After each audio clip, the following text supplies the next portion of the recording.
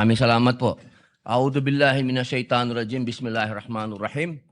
Mga mahal kong kasama, nais ko lamang pong idulog sa inyo ang aking nararamdaman, ang isang damdaming masasabi ko pong nagtatanong, sapagkat ang mga nangyayari po sa ating hukuman sa mga oras na ito, hindi ko po alam kung ito ba ay eksakto lang na nangyayari o ito po ba ay sinasadya. Katulad po ng pagkakakulong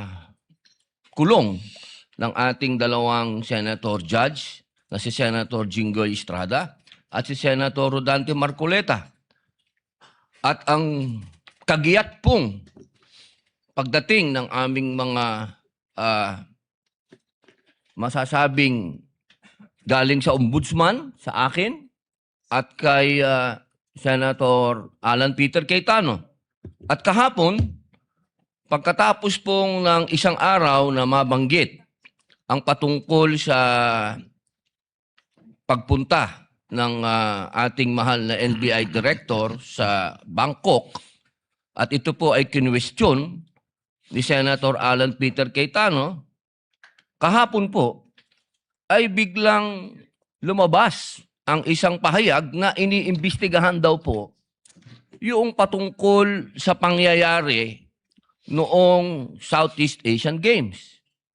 Ito po ba ay eksakto lang o ito po ba ay merong dapat tayong pangambahan? Sapagkat alam niyo po, ako din po ay dapat ay pupunta ng Iran. Sapagkat isinagawa po ang pagbibigay-pugay sa namatay na kanilang leader, spiritual leader. Pero hindi po ako tumuloy dahil may impeachment po tayo. Tanong ko lamang po sa ating mga kasama, dapat po ba tayong mangamba? Dapat po ba kaming manggamba? At tayo po ay parang eksakto naman lahat ito? Hindi ba po tayo ay malayang korte? Tayo po ay may karapatan na binibigay ng konstitusyon na magsagawa po ng pagdinig na ito.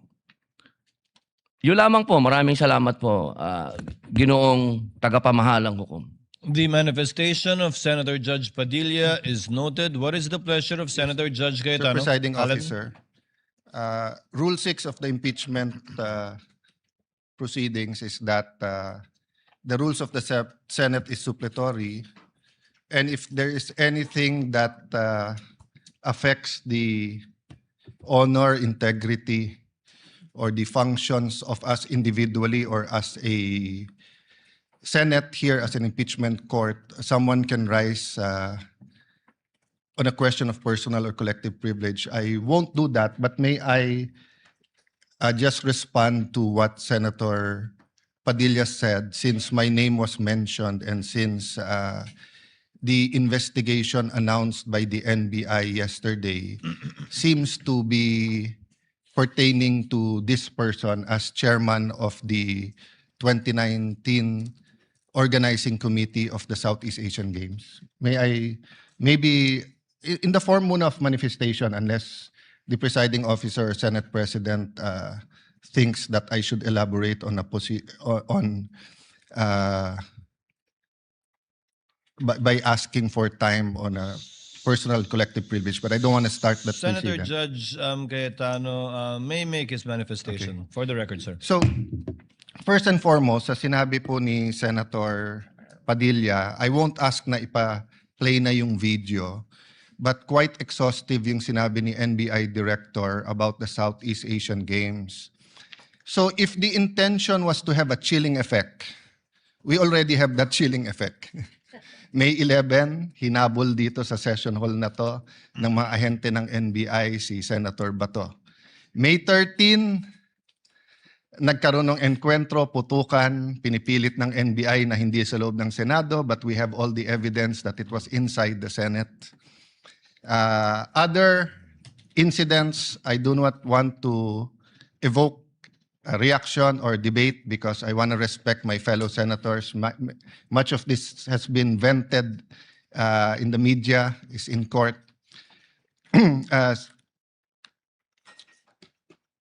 Director Matibag has promised us that he will give us a warrant issued by the ICC, has promised us that he will hold his agents na nanggulpe ng isang OSAA.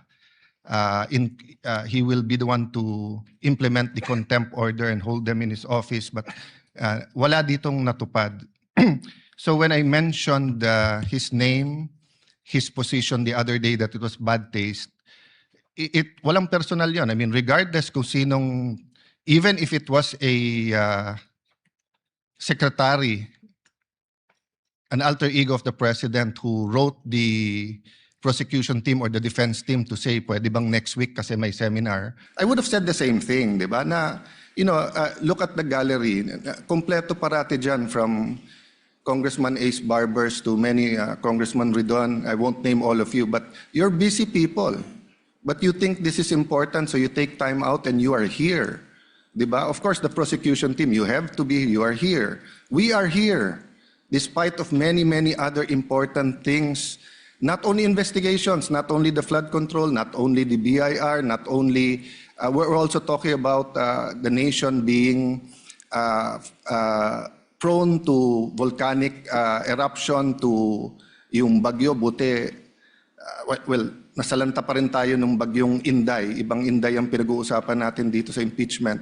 But still, we are here. So it was in good faith that I said, as an example, mukha namang masama kapag kayong isang bureau head. NBI director is a very important position, but it is a bureau. So if a bureau head, and tignan yung invitation, nakalagay sa invitation, or your representative, and we resolved it. So aksidente ba na yesterday, suddenly after I mentioned it,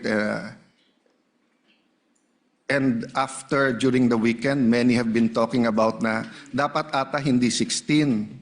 So 21 na lang kami ngayon eh. So 2/3 of 21 is 7. Pag nabawasan pa kami ng 3, 13 na lang yon.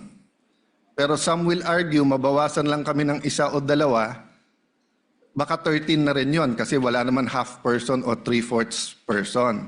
So all of these issues are valid. Question, the chilling effect is there, but am I intimidated? Wala na akong choice. Ilalabang ko na to, gagawin ko yun ang dapat kong gawin. Bumaliktad man yung sitwasyon, si President Marcos ang ini-impeach and I felt a certain way, ilalabang ko rin. Chief Justice man ang i-impeach, ilalabang ko rin. But for the record, Mr. President, go ahead and investigate. First of all, that's been investigated many, many times. COA, I'm not sure. I think the Office of the Ombudsman, ang nag-file pa ata, Chief of Staff mo eh. Senator Rob, I'm not sure but parang may kaso na nun. Senator Drilon quizzed us here. I was Speaker of the House, but I chose to appear before the Senate to be able to answer all of those questions directly. The SEA Games, paulit-ulit yan. Biktima na ng speakership ng 2019 yan. Nahuli namin yung PR na sinabi kikiam, pinakain daw mga Muslim ng baboy, when it was chicken longganisa na pinakain. Pero nasiraan na tayo sa Malaysia, Indonesia. The SEA Games gave us so much honor. So far, it is still the biggest SEA Games in history. Many of our athletes launched their career, even going to gold medals in the Olympics. Our athletic and our yung aquatic natin center in Clark is one of the best in the world. Ang nagsabi nito yung Israeli coach ng isang foreign team doon. But go ahead if you want to investigate. But I just want to put on record, mukhang misfire. Bakit? Yung sinasabi niyang infrastructure na walang bidding, first of all, the procurement law has many modes of procurement. So don't make it appear sa public na just because walang bidding, may anomalya na to. Okay. Secondly, bakit ko sinabing misfire? Hindi po sa I'm referring to Director ng NBI Matibag. I had nothing to do with the infrastructure. The chairman of the committee. In fact, I had to resign from the DFA because I was running for congressman during that time. So dun sa sinasabi ni Director Matibag na may congressional insertion to fund it, it's definitely not me, because how could a non-member of the Senate or non-member of the House insert anything? Okay. Dun sa sinasabi niyang infrastructure, it was done by the BCDA. The chairman of the BCDA is one of the closest advisors of the president now. The president of the BCDA is one of the closest advisors and is a secretary now. And he said medyo kaduda tong kumpanya na nanalo walang bidding. If I'm not mistaken, it's the same company who's making the City Hall of Pasig. Ha? So, I mean, if they want to investigate, go ahead. But by mentioning the organizing committee of the SEA Games, ako po chairman nun. At paninindigan ko po na napakaganda nung nangyari doon. At kung may anomalya, ako unang magagalit. So, go ahead. But my point, Mr. Chairman, honorable members of the court, sa prosecution, to be fair sa prosecution at marami akong kaibigan, I've never felt any intimidation from any of you. I mean, you've continued to be either friends or for those who are former friends but friends. I mean, I don't know if nagkamali lang ako, but on the first day, I nodded ng konti kay Senator De Lima. Gumanon din siya, hindi ko alam kung na-acknowledge, because we were friends once upon a time, and this is a court. We owe it to each other to be professional, di ba? So wag tayong pumayag na someone like Director Matibag would do that. My point, Mr. President, Mr. Presiding Officer, he could have not announced it and investigated. Imbestigahan mo, tingin mo may mali, imbestigahan mo. But it is unfair to me and unfair to the court that kung kailan siya patatawag siya sa Monday, intimidate mo ako, hindi kita tatanungin sa Monday dahil mag-a-announce ka na iimbestigahan mo. Tapos sasabihin mo may insertion, tapos sasabihin mo hindi liquidated po lahat yun. So, let me talk of unfairness. Hindi ba unfair? Kung ako, babalik ta rin ko, sasabihin ko, inimbestigahan ko na rin kahapon eh. Ang sabi sa akin, mainit ang ulo ni Director Matibag kasi may contractor na daw yung binigay na lupa para sa NBI at gusto niya sarili niyang contractor. Or would that be fair to him? No. It would be a marites accusation. So that's the same thing he announced yesterday. A marites accusation towards me that affects this court because I am now a senator judge. So I hope this is the last time that I'm going to have to speak about this. But definitely, we've been speaking about this, binabawasan talaga kami. Iniisa-isa. Even yung mga vlogger na malapit sa administrasyon, sabi, 2 down, 3 down, may kasunod na. Di ba? So, Mr. President, I want this impeachment to be a test that the 1987 Constitution works, and that despite political differences, the prosecution and defense, I saw them after the first or second day, nagkakamayang kayo, nagkakamustahan. After the first or second day nung mainit na baliktaktakan dyan sa pre-trial, nagbabatian, di ba? Even in court. So we can't help but be emotional. We can't help but get mad at what we think is disgusting or sometimes crossing the line. But is there any question that for this verdict, whether it's for conviction or acquittal, to be accepted by the Filipino people, we have to make sure that the integrity of the court is intact. I will admit to you, nahirapan po ako. Wala si Senator Marcoleta. Iilan lang po kaming abogado dito. Si Senator Pangilinan, Senator Cheese, si Aimee is a law graduate, di ba? Pia. Senator Pia, Bam is a second-year law student and I'm encouraging him na tapusin niya. Total review na yung nangyayari ngayon. But it's not easy. 24 lang kami, nabawasan na ng 3. So I hope this issue of the integrity of the court becomes an issue for all of us. No, I'll repeat what I said when I was Senate President. Director, hindi mo kami natibag.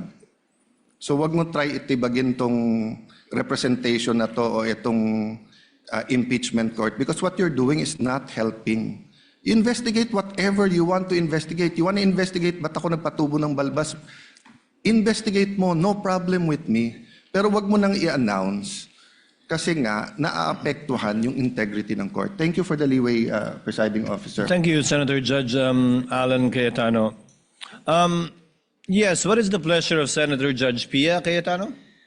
Mr. President, Presiding Officer, I assume most of my colleagues, like me, were busy studying the lengthy memorandum filed by each of the parties. For the record, 30+ pages, more or less double space yung sa prosecution. Kaya by the time I got to the defense, para na ako maduduling kasi mahaba na nga yung 30 pages na double space, napunta pa ako sa single space. Okay lang yun, kasama sa trabaho yun, pero that's how lengthy the documents were. And I slept at 2 a.m. Hindi kasama to sa explanation ko, di ako nagyayabang or anything, it's our job. And I'm a night person, so normal sa akin yun. And then in the morning, tuloy ulit, sent my staff questions, asked for more details, and then we worked together throughout the morning until it was time to come here. So I don't know anything about this statement of Director Matibag. But it bothers me to hear this.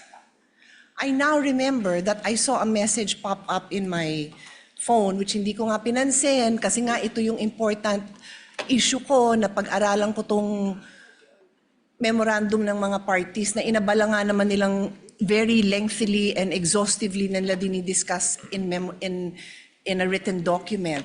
But I recall now na may nag-pop up na message from a coach telling me na gustong pa-imbestigahan yung SEA Games. And di ko talaga pinansin. And now Alan brings it up and I am bothered. There is no jurisdiction in the world that allows a judge to be pressured and intimidated. And I ask each one of you, my dear colleagues, payag ba tayo sa ganito? Ganito na ba tayo dito ngayon?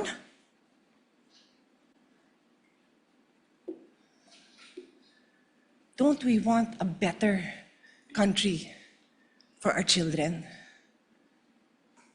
Why would you allow a director who's just called to be a witness next week brag that he's going to investigate? And again, I don't know, so I respectfully request that it be played.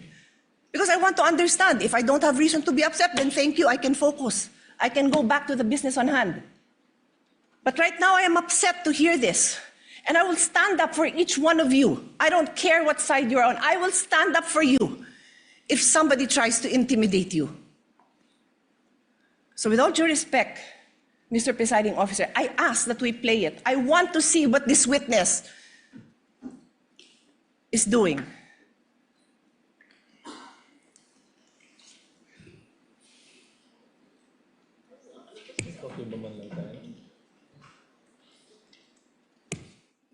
Presiding Officer declares a brief recess.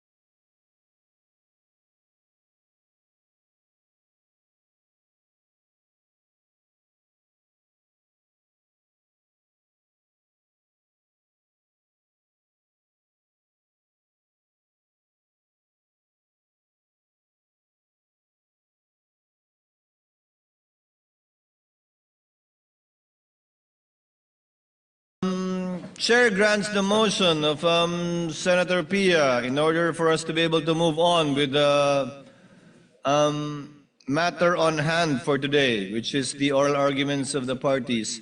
Chair therefore instructs the tech to kindly play the 1-minute video for Senator Judge Pangilinan is recognized. Thank you, Mr. Presiding Officer. We share, we support the position taken by the presiding officer, but we'd like to place on record that the good NBI director will be here on Monday. So my initial view is that we should be able to do this on Monday, but I will yield to the ruling of the chair, Mr. President. We thank the understanding and magnanimity of Senator Judge Pangilinan. The tech is instructed to play the more or less 1-minute video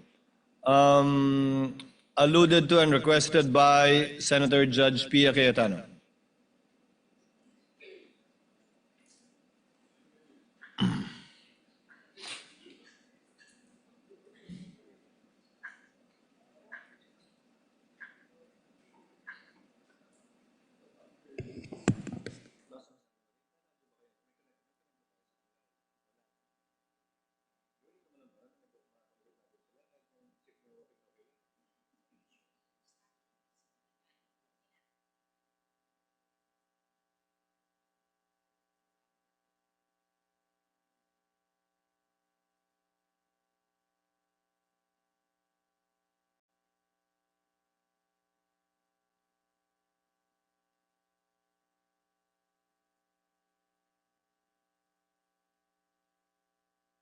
Yan, meron kaming mga kaso na pumasok na bago na dapat namin tingnan. Kumalala nyo, pumunta kami ng Clark because we were given 70 hectares for the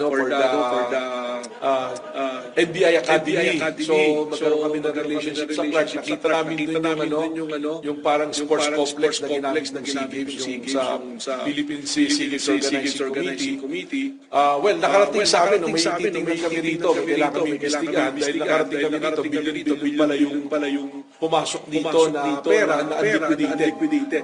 At merong private company dito na na-involved na binayaran ng 10 billion at ang pagbabayad insertion sa GAA na hindi binayad. So ito, imbestigahan. Malaking kaso rin ito. Ay, iba pa yun. Yung sa Caldero na kaso, I think, so ongoing, pero sisilipin na rin namin. Ito yung tungkol dun sa it's a Malaysian company na sila yung nag-build ditong parang sport area na to. Walang bidding. Tapos nabayaran ng mabilisan na 10 billion yung halaga, congressional insertion. So, sisilipin namin to. Katunayan, meron kaming mga kaso na pumasok na bago na dapat namin tingnan. Kung maalala nyo, pumunta kami I think that's it. because we were given I think that's it. 70 hectares for the NBI Academy. So, magkaroon kami na rin. Senator Judge Pia Cayetano is recognized. Rest assured, Mr. Presiding Officer and dear colleagues and parties, I will not belabor this point. I will not stay long. But clearly, from the statements of Director Matibag, malaki daw kaso to. Naimbestigahan na niya? Alam niya ng malaking kaso? Paano niya nalaman? So sa akin lang, Mr. Presiding Officer, simple lang eh. What was the intention here? To distract the minority floor leader, who is one of only 2 lawyers right now, because our other lawyer was already carted off somewhere. So dalawa lang kami. So you want to distract him. So ako na lang ang tatayo dito. Hindi na siya makakapag-aral. Yung ba intention? Because it is clearly the intention.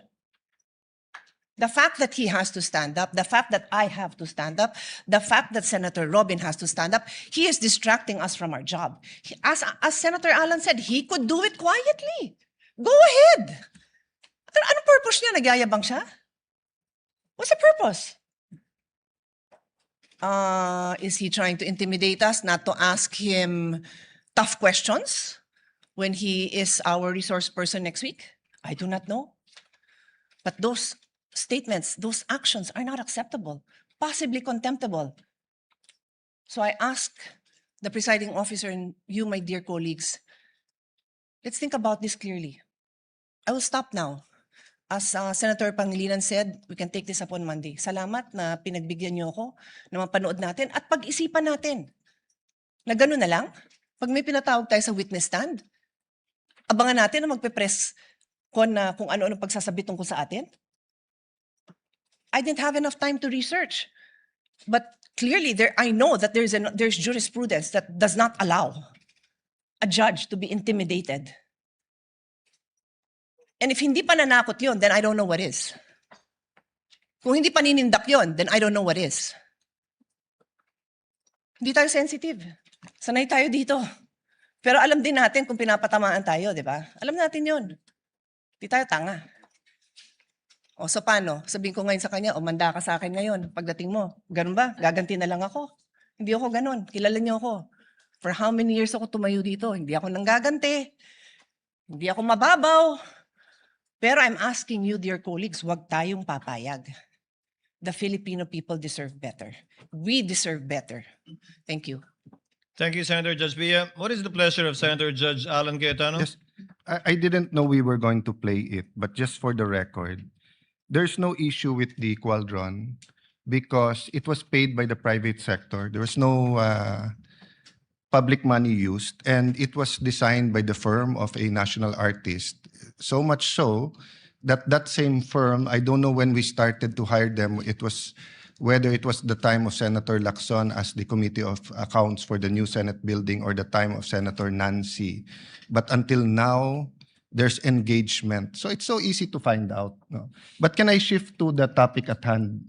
Just one manifestation for the whole Senate regarding the oral arguments. We have not yet called the journal and called the court. Yes. So called at the proper case. time, I just want to. Yes, you may do so at the proper time. Proceeding now, if there are no objections, the presiding officer will dispense with the reading of the July 14, 2026 Journal of the Senate, sitting as an impeachment court, and shall consider the same as approved. Clerk of court will please call the matter before the impeachment court. Case number 004-2026 in the matter of impeachment trial of Vice President Cyrus Zimmerman Duterte. Appearances for the parties.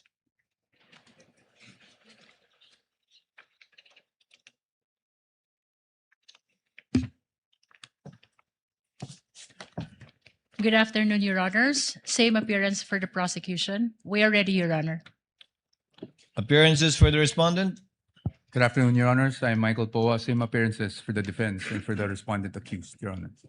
Before recognizing the counsel for the prosecution for their 15 minutes for their presentation and oral argument in relation to their motions for the issuance of subpoena for banks, AMLC, and the BIR, Chair would like to recognize Senator Judge Alan Cayetano for his manifestation earlier. Alan?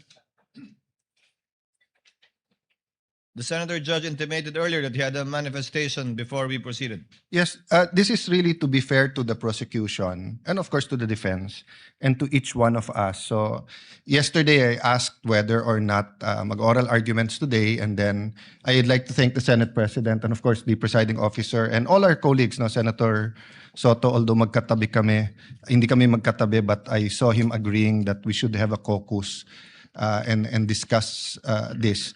Hinimay ko lang very preliminarily, ha. If we're going to look at issues, for example, relevancy lang,